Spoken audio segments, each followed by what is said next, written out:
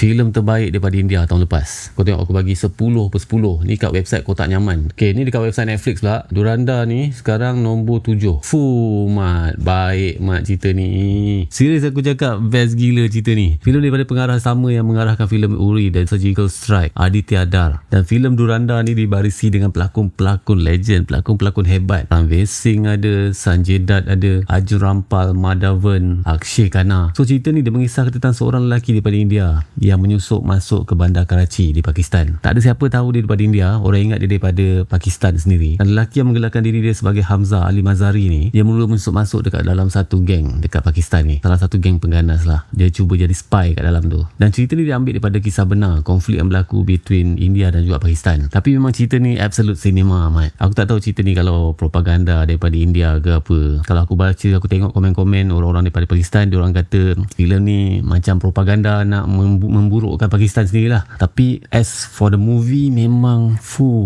best gila, Mat, cerita ni. Tapi salah satu benda yang aku patut highlight pasal filem ni adalah lakonan Akshay Khanna yang memang mencuri perhatian lah. Semua pelakon hebat, tapi bagi aku Akshay Khanna punya performance memang outstanding, Mat, dalam filem ni. Tak banyak cakap, tapi nampak penampilan dia, nampak karisma dia dalam filem ni. Memang lain macam, Mat. Kau nampak tengok scene pecah kepala, scene badan meletup, macam-macam scene lah ganas. Ada satu tu mata kail diikat dekat muka, rentak pakai tali.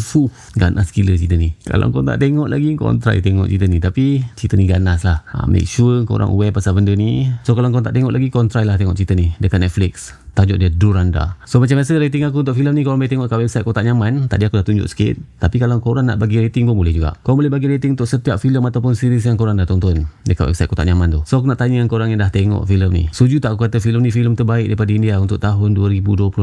Cuba komen kat bawah. Nyaman.